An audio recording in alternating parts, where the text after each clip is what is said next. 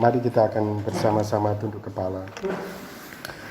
Tuhan, kami berterima kasih untuk kemurahan-Mu pada pagi hari ini. Engkau telah memberkati kami sehingga kami bisa datang untuk berbakti kepadamu, semuanya karena anugerah.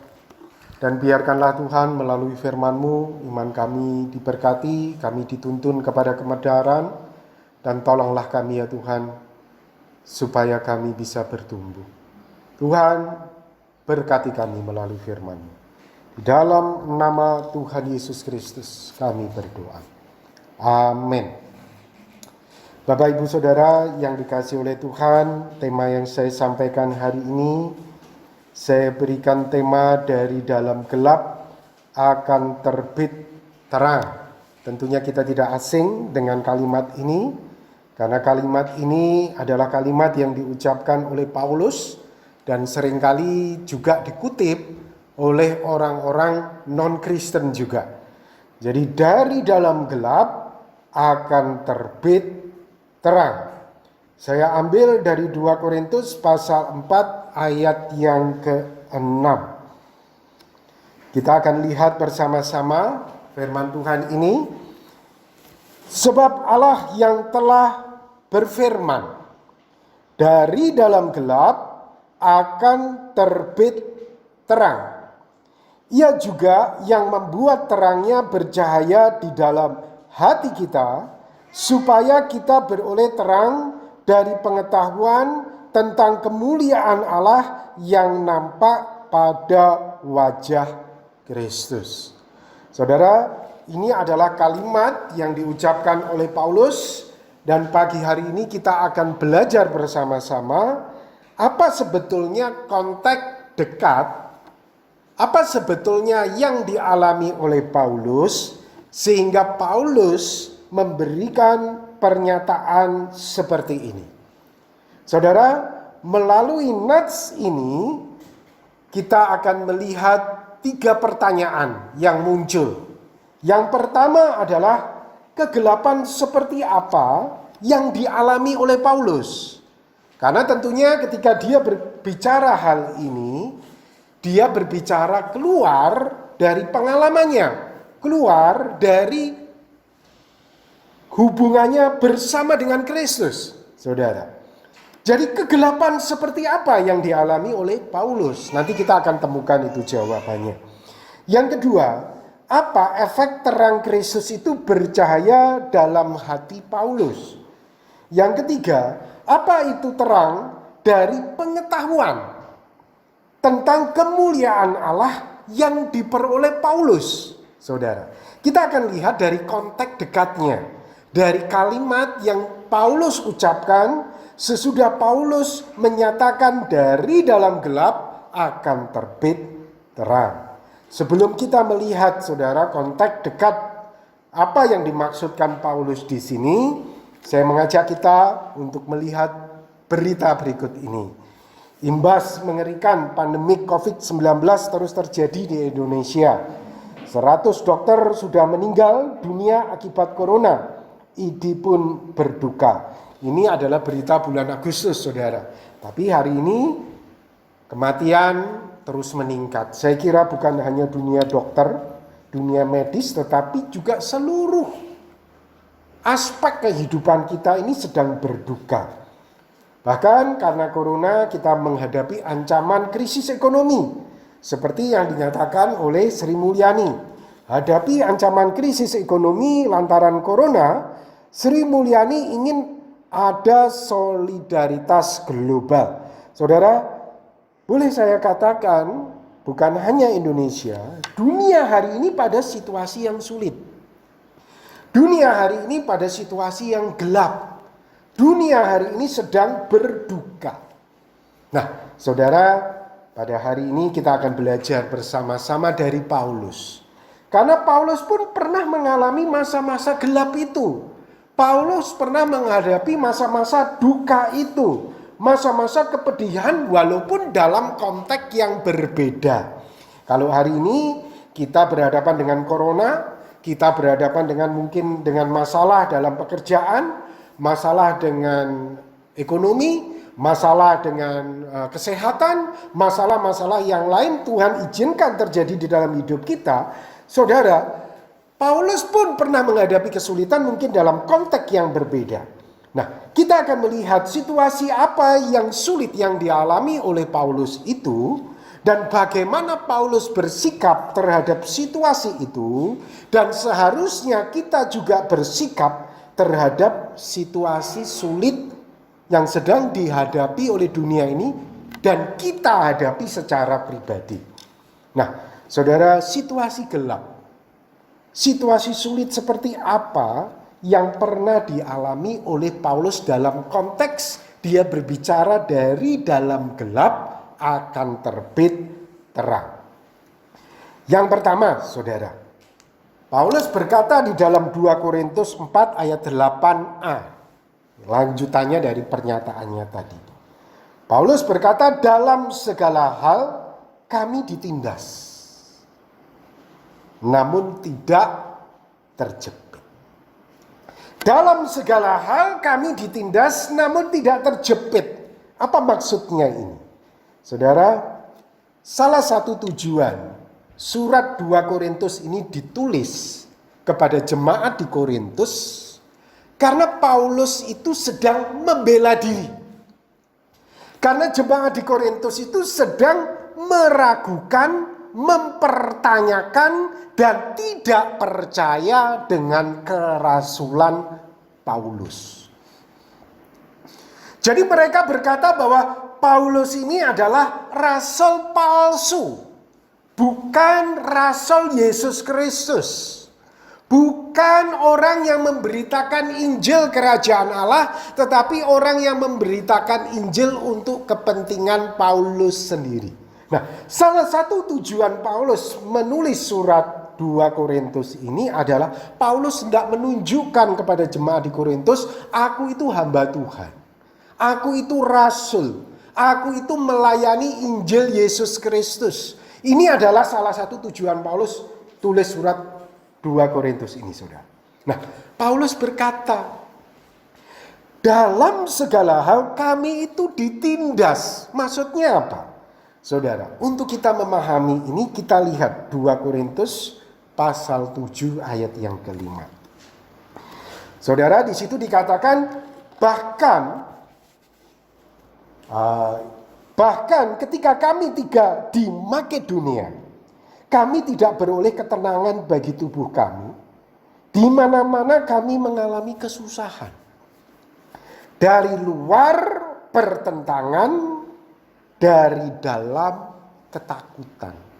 Saudara, Paulus ini tidak diterima oleh orang-orang non-Kristen. Karena dia menghadapi tantangan dari orang-orang Yahudi. Baik orang Yahudi maupun orang Yunani yang tidak menerima Injil. Jadi dari luar itu ada pertentangan dia ditolak. Saudara, pernah kejadian itu di Filipi, dia mendapatkan perlawanan di Makedonia, tepatnya di kota Filipi ya saudara. Dia mendapatkan perlawanan ini dari orang-orang non-Kristen. Dia mau menunjukkan kepada jemaat di Korintus, aku itu sudah ditolak oleh orang-orang non-Kristen. Sedangkan dari dalam sendiri, kamu juga menolak aku. Ada ketakutan, aku itu tidak diterima. Di kalangan Kristen tidak diterima, di kalangan orang-orang non-Kristen juga dia itu tidak diterima. Oleh sebab itu dia merasa dirinya itu, aku itu ditindas. Saudara, mungkin pengalaman ini juga dialami oleh beberapa orang percaya. Terutama saudara-saudara kita yang berasal dari non-Kristen. Ketika mereka mengambil sikap untuk percaya kepada Tuhan Yesus, kebanyakan tantangan saudara itu bukan hanya dari orang-orang yang non-Kristen, tetapi juga dari kalangan orang-orang Kristen sendiri. Meragukan. Saudara, ada beberapa kesaksian saya perhatikan seperti itu. Namun puji Tuhan mereka mampu menghadapinya, saudara, seolah-olah mereka tidak diterima di mana-mana. Namun mereka bisa melewatinya, mereka bisa menang. Dan ketika saya mendengarkan kesaksian orang-orang ini, saya berkatakan puji Tuhan. Justru ketika mereka itu diragukan kepercayaannya oleh orang-orang Kristen sendiri, mereka tidak gugur. Mereka semakin maju, dan semakin maju bertumbuh di dalam Kristus. Saudara, ini pernah dihadapi oleh Paulus.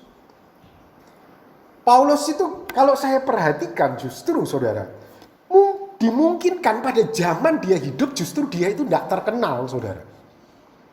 Karena dia ditolak di kalangan orang-orang percaya sendiri. Justru kemungkinan, saya katakan itu kemungkinan, saudara. Dia menjadi terkenal itu justru setelah dia itu tidak ada. Surat-suratnya itu begitu orang-orang melihat, wow, penuh dengan kasih, penuh dengan ajaran-ajaran Kristus. Justru pada akhirnya surat-surat Paulus ini dipakai. Saya katakan kemungkinan justru pada waktu Paulus hidup, Paulus itu tidak diterima. Sampai dia itu mengalami seperti ini, saudara. Dia itu diragukan kerasulannya. Bukan hanya jemaat di Korintus, jemaat di Galatia juga. Saudara, kita bisa lihat itu di dalam 2 Korintus 4 ayat yang ke-8. Kami habis akal, namun tidak putus asa. Karena Paulus itu selalu membela diri. Aku itu rasul Yesus Kristus kepada orang-orang Kristen. Kepada orang non-Kristen dia sudah ditolak, saudara. Tapi dia terus memberitakan Injil. Kepada orang Kristen dia sudah habis akal, saudara. Dan itu dikatakan oleh Paulus kepada jemaat di Galatia. Di dalam Galatia 4 ayat yang ke-20. Di situ dikatakan, betapa rinduku untuk berada di antara kamu pada saat ini dan dapat berbicara dengan suara yang lain. Karena aku telah habis akal menghadapi kamu. Aku itu tidak meyakinkan kepada kamu, aku itu rasul Yesus Kristus. Aku itu melayani Yesus Kristus. Tapi saudara, sampai Paulus itu habis akal. Saudara, mungkin situasi yang sama saudara hadapi hari ini. Berkaitan dengan kesulitan, berkaitan dengan tantangan. Mungkin berkaitan dengan mempertahankan iman juga. Saudara, memang sulit ya saudara untuk kita bisa berada pada situasi seperti Paulus ini, tidak gampang. Sampai kehabisan akal. Saudara merasa kehabisan akal berhadapan dengan masalahmu, berhadapan dengan situasi yang kau hadapi hari ini. Paulus pernah mengalami, saudara. Kemudian Paulus juga di dalam memberitakan Injil kepada orang-orang non-Kristen, Paulus itu seringkali mendapatkan aniaya. Nah, Paulus berkata di dalam 2 Korintus 4 ayat 9a, kami dianiaya. Dari antara orang Kristen ditolak seperti itu sampai kehabisan akal. Dari antara orang non-Kristen sekarang kami ini dianiaya, kata Paulus. Namun tidak ditinggal sendirian. Saudara, kalau saudara perhatikan di Filipi, dia juga sempat dipukul, saudara. Didera, dilempar ke dalam penjara. Kita bisa lihat itu di dalam Kisah Para Rasul 16 ayat 22 sampai 23. Ini pengalaman Paulus. Ini kegelapan, kesulitan yang dihadapi oleh Paulus pada waktu itu. Dan kemudian saudara, Paulus juga pernah waktu di Listra, dia dipukulin, dilempar batu dan dipikir sudah mati, kemudian dihempas, dibuang keluar kota, saudara. Dipikir udah mati, ya sudah ini orang-orang non-Kristen. Nah, saudara bisa baca itu di dalam Kisah Para Rasul 14 ayat 19. Paulus ini pernah dihempaskan demi berita Injil itu.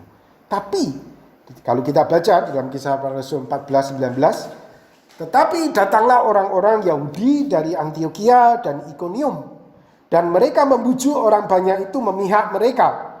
Lalu mereka melempari Paulus dengan batu dan menyeretnya keluar kota karena mereka menyangka bahwa ia telah mati. Namun ternyata Paulus tidak mati. Bayangin saudara, ini kesulitan. yang dihadapi oleh Paulus pada waktu itu. Dari antara orang Kristen dia tidak bisa diterima. Dari antara orang non-Kristen dia juga berhadapan dengan situasi seperti itu. Saudara, betapa sulit ya. Jadi saudara, kalau engkau pun menghadapi tantangan iman, ataupun tantangan-tantangan seolah-olah yang mirip dengan Paulus ini, saudara, kita akan belajar bersama-sama. Apa yang Paulus lakukan menghadapi situasi seperti itu. Dan seharusnya juga kita lakukan di dalam menghadapi situasi yang sulit yang kita hadapi hari ini. Saudara, yang Paulus lakukan ini, Paulus membawa kematian Yesus di dalam tubuhnya yang fana. Di dalam 2 Korintus 4 ayat yang ke-10, Paulus berkata, kami senantiasa membawa kematian Yesus di dalam tubuh kami, supaya kehidupan Yesus juga menjadi nyata di dalam tubuh kami. Sebab kami yang masih hidup ini terus-menerus diserahkan kepada maut karena Yesus, supaya juga hidup Yesus menjadi nyata di dalam tubuh kami yang fana ini. Saudara, Paulus menyadari bahwa semuanya itu adalah demi Yesus Kristus, untuk kemuliaan Tuhan Yesus Kristus. Dia berhadapan dengan situasi di antara orang Kristen, di antara non-Kristen, semuanya untuk kemuliaan Tuhan Yesus Kristus. Oleh sebab itu dia membawa kematian Tuhan Yesus itu di dalam tubuhnya yang fana itu tadi. Nah, tentunya sekarang menjadi pertanyaan bagi kita. Bagaimana Paulus membawa kematian Yesus di dalam tubuhnya yang fana, sehingga kehidupan Yesus menjadi nyata di dalam tubuh Paulus? Dan tentunya itu juga menjadi pertanyaan kita. Bagaimana aku itu membawa kematian Yesus di dalam tubuhku? Ketika aku berhadapan dengan situasi yang sulit ini loh.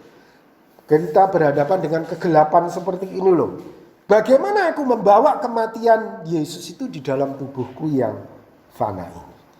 Saudara, saya yakin Paulus tentunya ingat dengan perkataan Tuhan Yesus di dalam Lukas 9 ayat 23. Katanya kepada mereka semua, setiap orang yang mau mengikut aku, ia harus menyangkal dirinya, memikul salibnya setiap hari, dan mengikut aku.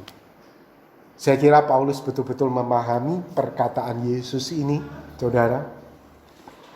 Saya katakan dengan melakukan 3 hal ini, menyangkal diri, memikul salib, mengikut Yesus, kita sedang membawa kematian Tuhan Yesus itu di dalam tubuh kita yang fana ini. Ketika kita berhadapan dengan kesulitan. Yang pertama, saudara, menyangkal diri.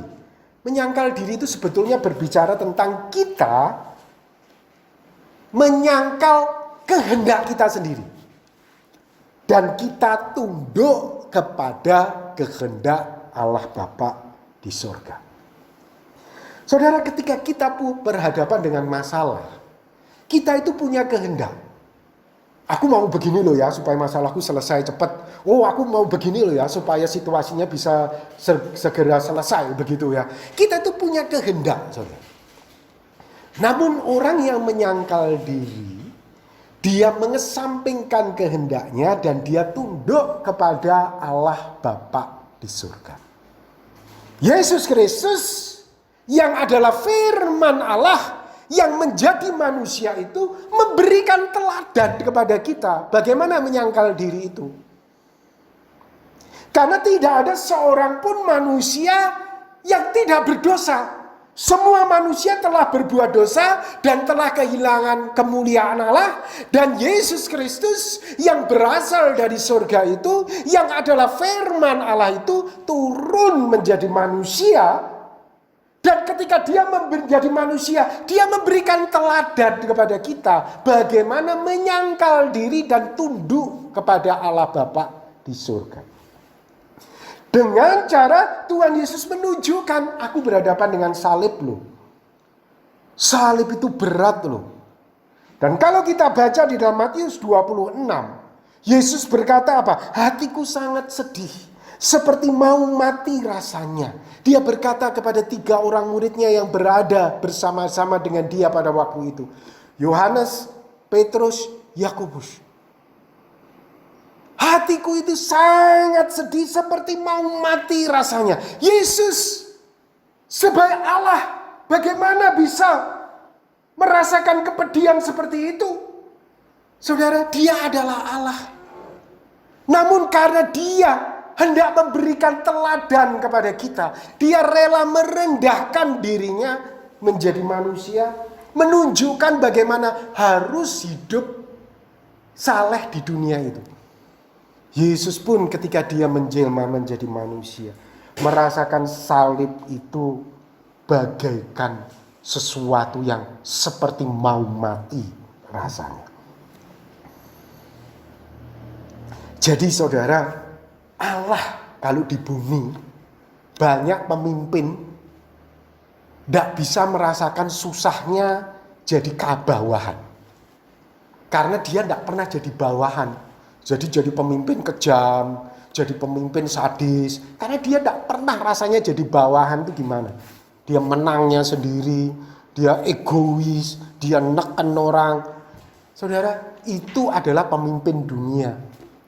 Tapi Allah Bapa kita itu beda. Dia mampu merasakan apa yang kita rasakan. Dia rela merendahkan diri sebagai pemimpin perusahaan seluruh dunia ini untuk menjadi paling bawahan. Dia merasakan jadi bawahan itu bagaimana. Dia merasakan susahnya hidup sebagai manusia itu bagaimana. Kitab Ibrani dia mengatakan Allah itu, Yesus itu, yang kita punya itu merasakan kelemahan-kelemahan kita. Hanya dia tidak berbuat dosa.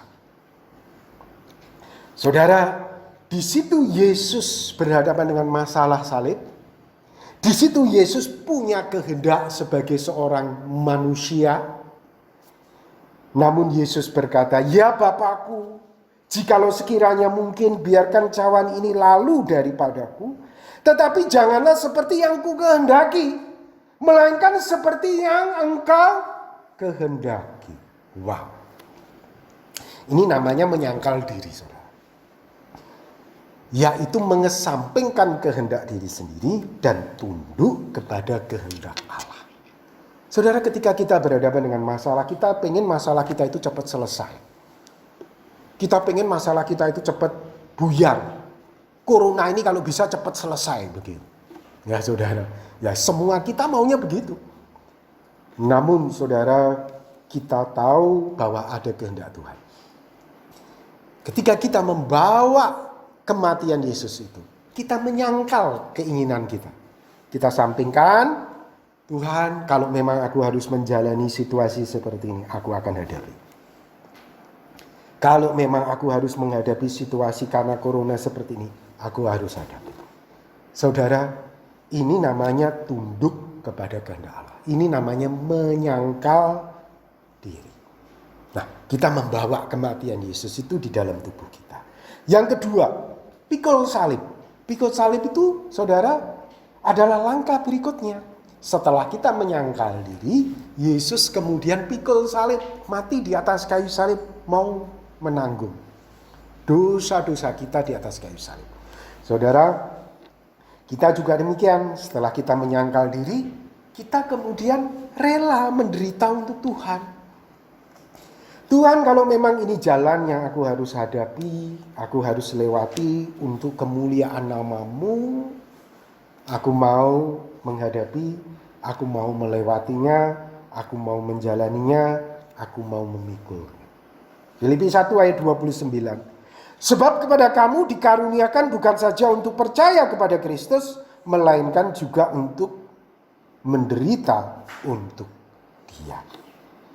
Yang ketiga, saudara, meneladani Yesus, ikut Yesus. Saudara, kita bukan hanya pendengar, tetapi kita juga adalah pelaku-pelaku firman itu. Di dalam Matius 7 ayat 24, setiap orang yang mendengar perkataanku ini dan melakukannya, ia sama dengan orang yang bijaksana, yang mendirikan rumahnya di atas batu. Yakobus 1 ayat 22, tetapi hendaklah kamu menjadi pelaku firman dan bukan hanya pendengar saja. Sebab jika tidak demikian, kamu menipu diri sendiri. Saudara, Tuhan ingin kita ini menjadi pelaku firman. Apa yang Tuhan sudah nyatakan, kita lakukan, kita praktekkan di dalam hidup kita. Saudara, 3 hal inilah kita membawa kematian Yesus di dalam tubuh kita yang fana ini. Sehingga tidak heran Paulus berkata di dalam Galatia 2 ayat 20a. Namun aku hidup, tetapi bukan lagi aku sendiri yang hidup, melainkan Kristus yang hidup di dalam aku. Wow, saudara. Akhirnya Kristus itu betul-betul hidup di dalam diri kita. Akhirnya Kristus itu betul-betul hidup di dalam Paulus. Nah, bagaimana hasil yang dialami oleh Paulus ketika Kristus itu hidup di dalam tubuhnya yang fana? Paulus berkata lanjut di dalam 2 Korintus 4 ayat 16-17. Sebab itu karena kami membawa kematian Yesus itu di dalam tubuh kami, maka kami itu tidak tawar hati. Nah, saudara, hasilnya kami tidak tawar hati. Tetapi meskipun manusia lahiriah kami semakin merosot, namun manusia batiniah kami diperbarui dari sehari ke sehari. Paulus menyadari kesulitan, tantangan di antara orang Kristen, di antara orang non-Kristen, itu sedang memperbarui karakter Paulus. Yang tadinya dia mungkin egois, egonya itu dihancurkan melalui penolakan-penolakan ini, sehingga akhirnya Paulus tahu caranya bagaimana merendahkan diri. Yang tadinya Paulus itu sombong, arogan, ya saudara, karena saya katakan dia dulu membangga-banggakan keyahudiannya, sikap agamawinya, dan sangat emosional sehingga menyiksa orang-orang Kristen. Saudara, melalui penolakan, kesulitan, tantangan, karakternya itu diperbaharui. Paulus menyadari ini. Oh, karakterku itu, manusia batiniahku itu justru diperbaharui melalui situasi sulit ini. Saudara tahu, itu yang Tuhan juga izinkan terjadi di dalam hidup kita. Melalui kesulitan, melalui tantangan, melalui situasi corona ini yang ngerembet kemana-mana, saudara. Sebetulnya tanpa kita sadari, karakter kita itu sedang diperbaharui. Jadi saudara, kalau dipikir-pikir, kita itu harus berterima kasih kepada situasi sulit ini. Karena justru situasi sulit ini membawa karakter kita itu bertumbuh menjadi seperti Kristus. Justru saya katakan Paulus itu pada akhirnya berterima kasih kepada orang-orang Kristen yang menolak. Orang-orang non-Kristen juga yang bikin kesusahan kepada dia. Karakternya dia semakin diperbaharui. Dan Paulus melanjutkan pada ayat 17. Sebab penderitaan ringan yang sekarang ini mengerjakan bagi kami kemuliaan kekal yang melebihi segala-galanya. Jauh lebih besar daripada penderitaan kami. Wow, saudara. Jadi sebetulnya penderitaan yang sekarang itu, yang dialami oleh Paulus itu, sedang mengerjakan kemuliaan kekal bagi yang akan diterima Paulus nanti. Jadi kita melihat, saudara, hasilnya itu Paulus tidak tawar hati. Karena Paulus menyadari bahwa penderitaannya sekarang, kesulitannya sekarang itu memperbarui manusia batiniahnya dari sehari ke sehari menuju karakter Kristus. Dan mengerjakan kemuliaan kekal yang akan diterima oleh Paulus nanti, yang tidak bisa dibandingkan dengan penderitaannya sekarang, tidak bisa dibandingkan. Jadi saudara, kesulitan, tantangan, masalah, air mata yang kamu alami hari ini di dalam Yesus Kristus tidak bisa dibandingkan dengan kemuliaan yang akan kamu terima nanti. Sangat luar biasa sekali, saudara. Oleh sebab itu tidak heran Paulus berkata, dari dalam gelap akan terbit terang. Nah, di sini, saudara. Nah, heran akhirnya Paulus berkata, dari dalam gelap, dari situasimu yang buruk, dari situasimu yang menekan, itu akan terbit terang. Jadi saudara, 3 pertanyaan tadi kita bisa jawab. Kegelapan seperti apa yang dialami oleh Paulus? Dari antara orang Kristen, dia dianiaya, dia sudah habis akal, ya saudara. Dia dihempaskan, dia didera, dia dari antara orang non-Kristen, saudara. Kemudian yang kedua, apa efek terang Kristus itu bercahaya dalam hati Paulus? Paulus tidak tawar hati. Kemudian pertanyaan ketiga, apa itu terang dari pengetahuan tentang kemuliaan Allah yang diperoleh Paulus? Paulus tahu manusia batiniahnya itu diperbaharui. Manusia batiniah itu menuju seperti Kristus. Dan penderitaan sekarang ini mengerjakan bagi Paulus kemuliaan kelak yang tidak bisa dibandingkan dengan penderitaan ringan yang sekarang ini. Jadi saudara-saudara, mari kita belajar untuk bersyukur. Mari kita belajar untuk membawa kematian Kristus ketika kita berhadapan dengan tantangan kesulitan hari ini. Yang pertama tadi, menyangkal diri, tunduk kepada kehendak Allah. Yang kedua, pikul salib. Kalau memang ini salib yang harus aku pikul, ya jangan dicurangi salibnya. Kita pikul. Tuhan akan menolong kita untuk kita bisa memikul salib kita. Saudara, saya beberapa waktu lalu sakit asam lambung, ada hernia. Itu sangat berat sekali, saudara. Itu sangat berat. Saya melewati hidup saya itu antara hidup dan mati, antara ada dan tidak ada. Itu bukan 1-2 hari. Itu bukan 1-2 minggu. Itu bukan 1-2 bulan. Sampai terakhir saya sekarang sudah sehat, puji Tuhan, semua anugerah Tuhan. Ya saudara, sakit saya itu saya ilustrikan seperti ini, saudara. Kalau kemarin saya ralat ya, karena ternyata saya salah sebut penyakitnya. Kemarin saya ilustrasikan dengan mata ikan, bukan. Sakit saya itu seperti kista ganglion, saudara. Kista ganglion, jadi di sendi-sendi tangan atau kaki itu muncul benjolan. Saudara pernah? Itu berbulan-bulan kempisnya, hilangnya. Saudara, sama. Hernia saya itu seolah-olah seperti kista ganglion tapi di lambung saya. Dan itu antara hidup dan mati, saudara. Namun ajaib Tuhan itu. Kasih karunia Tuhan itu selalu baru bagi saya setiap hari, setiap bangun pagi. Luar biasa. Saya mampu untuk melewatinya, saudara. Sampai saya kehilangan tenaga.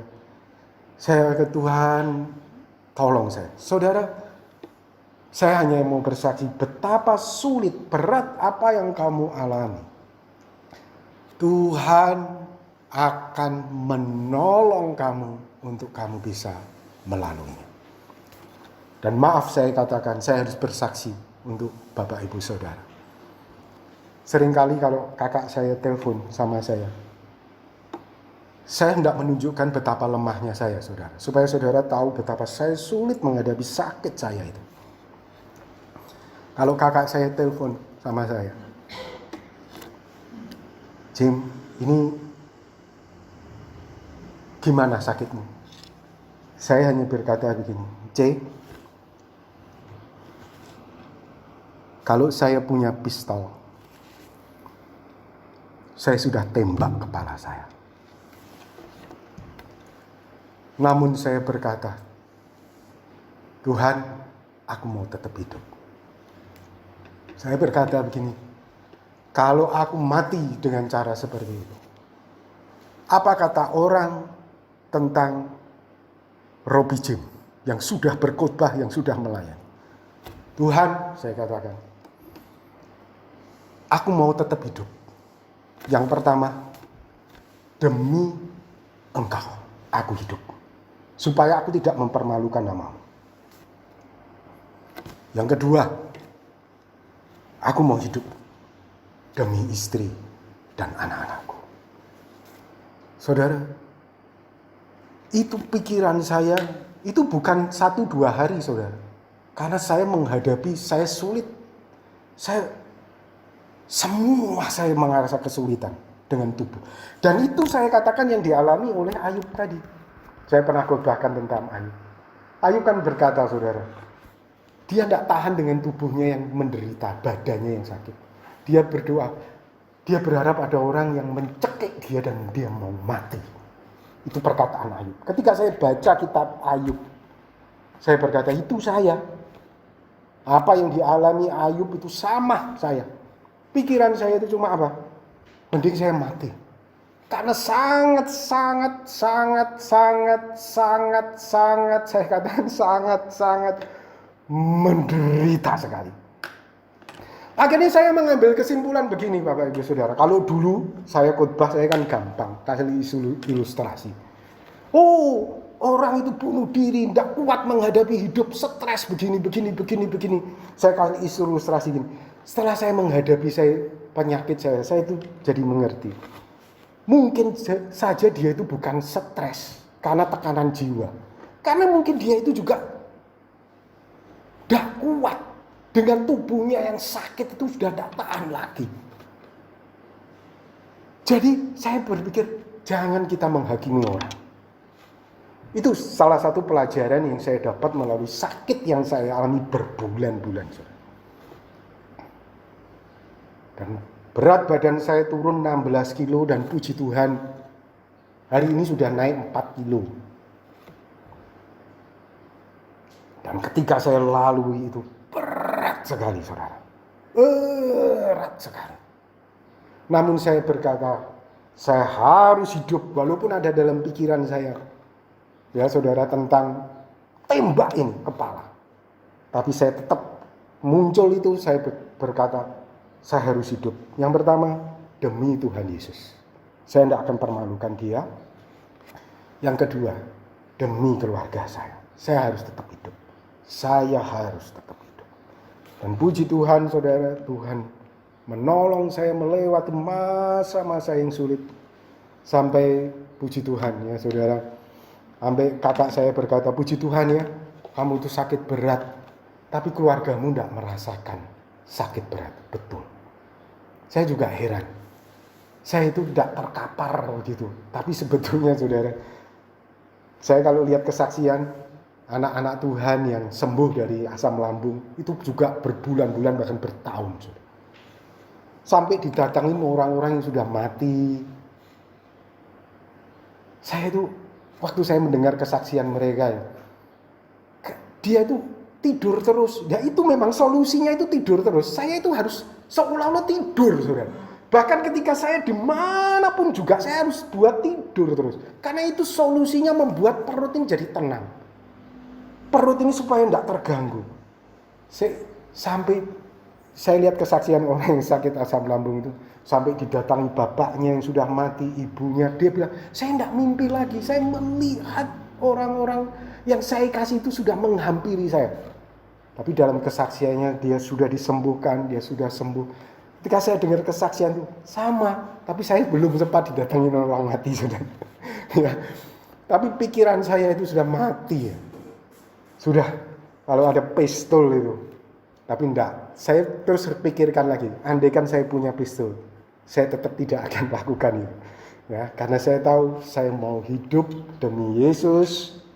Yang kedua, saya mau hidup demi keluarga saya.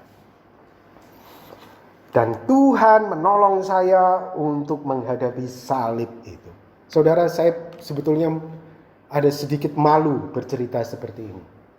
Tetapi saya tahu Bapak Ibu Saudara, baik yang di gereja maupun yang online dengar, juga pasti mengalami hal-hal yang berat. Dan saya mau bersaksi kalau Tuhan tolong saya menghadapi situasi yang berat itu, Tuhan yang sama akan tolong Bapak Ibu Saudara. Saya yang sebetulnya malu, saya jadi nggak malu.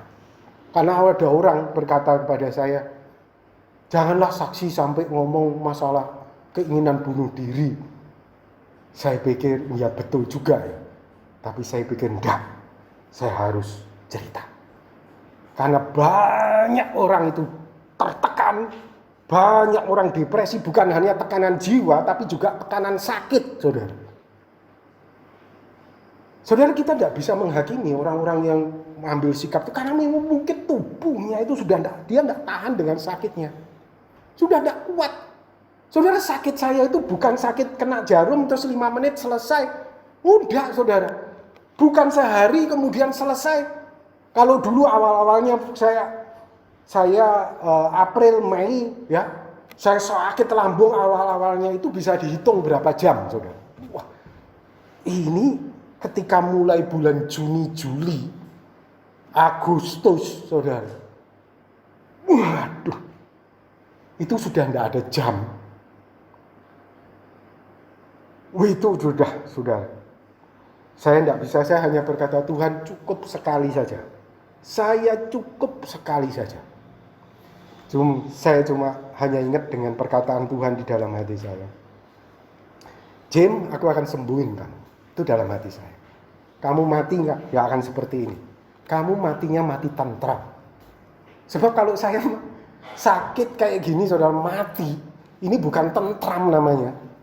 Tuhan itu ngomong sama saya, kamu tidak akan mati seperti ini. Kamu mati tua, mati tentram. Oke Tuhan, saya pegang terus. Saya pegang itu terus. Dan Tuhan menolong saya, saudara. Seperti Tuhan menolong Paulus. Paulus tidak tawar hati. Dan penderitaan yang saya alami, ya, saya selalu berkata kepada orang, Tuhan sedang melatih saya ini sabar. Tuhan sedang mendidik karakter saya ini terus bertumbuh di dalam Yesus Kristus. Saudara, kita kembali lagi ya. Di dalam Lukas 6 ayat 21. Berbahagialah hai kamu yang sekarang ini lapar, karena kamu akan dipuaskan. Berbahagialah hai kamu yang sekarang ini menangis, karena kamu akan tertawa. Saudara, ini perkataan Tuhan Yesus. Tuhan izinkan kita hadapi kesusahan, Tuhan izinkan kita hadapi penderitaan, sekali lagi, karena kita supaya dipuaskan. Karena kita supaya tertawa. Karena kita supaya berbahagia. 1 Petrus 4 ayat 12 sampai 13. Saudara-saudaraku yang kekasih, janganlah kamu heran akan nyala api siksaan yang datang kepadamu sebagai ujian. Seolah-olah ada sesuatu yang luar biasa terjadi atas kamu. Sebaliknya, bersukacitalah sesuai dengan bagian yang kamu dapat dalam penderitaan Kristus, supaya kamu juga boleh bergembira dan bersukacita pada waktu Ia menyatakan kemuliaannya. Amin. Saudara, mari kita akan berdoa bersama-sama.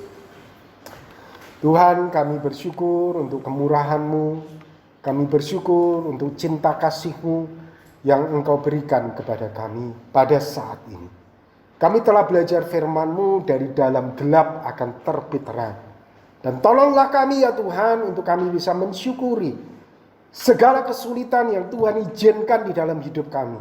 Dan tolonglah kami ya Tuhan, untuk kami bisa melaluinya, sehingga kami satu hari akan menerima kemuliaan di dalam Yesus Kristus, dan kami bersukacita dan berbahagia.